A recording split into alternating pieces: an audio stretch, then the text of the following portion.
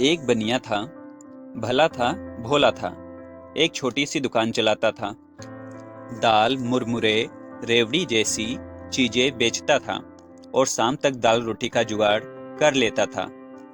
एक रोज दुकान बंद कर देर रात वह अपने घर जा रहा था। तभी रास्ते में उसे कुछ चोर मिले। बनिए ने चोरों से पूछा, इस वक्त अंधेरे में आप लोग कहाँ जा रहे हैं?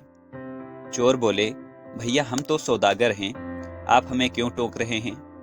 बनिए ने कहा, लेकिन एक पहर रात बीत जाने के बाद आप जा कहाँ रहे हैं? चोर बोले, माल खरीदने।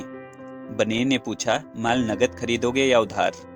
चोर बोले, ना नगद ना उधार, पैसे तो देने ही नहीं हैं। बनिए ने कहा, आपका यह पैसा तो बहुत बढ़िया है, क्या आप मुझे भी अपने साथ ले चलेंगे? चोर बोले, चलिए, आपको फायदा ही होगा। बनिए ने कहा, बात तो ठीक है, लेकिन पहले यह तो बताओ कि यह धंधा कैसे किया जाता है। चोर बोले, लिखो। किसी के घर के पिछवाड़े? बनिए ने कहा, लिखा। चोर बोले, चुपचाप सेंध लगाना? बनिए ने कहा, लिखा।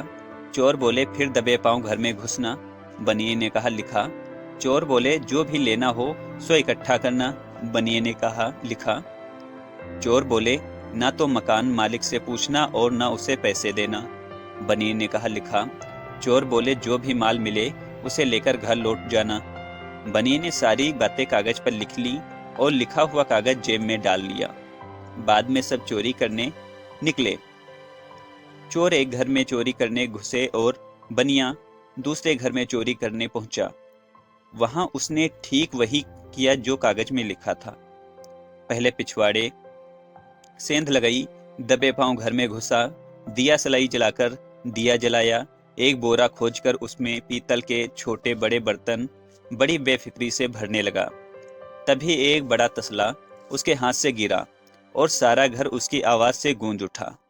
घर के लोग जाग गए। सबने चोर चोर चिल्लाकर बनिए को घेर लिया और उसे मारने पीटने लगे। बनिए को ताज्जुब हुआ। मार खाते उसने अपनी जेब में रखा कागज निकाला और उसे एक नजर पढ़ डाला। फिर तो वह जोश में आ गया। जब सब लोग उसकी मरम्मत कर रहे थे, तब बनिया बोला, भाइयों, यह तो लिखा पढ़ी से बिल्कुल उल्टा हो रहा है। यहाँ तो उल्टी गंगा बह रही है। बनिए की बात सुनकर सब सोच में पड़ गए। मारना पीटना रोककर सबने पूछा, यह तुम क्या बक रहे हो?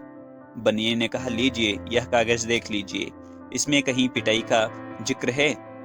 घर के लोग तुरंत समझ गए। उन्होंने बनिए को घर से बाहर धकेल दिया।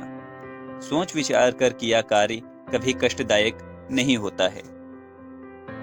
दोस्तों, ऐसी ही कहानी सुनने के लिए हमारे चैनल को सब्सक्राइब करें और अपने दोस्तों के साथ शेयर करना ना भूलें।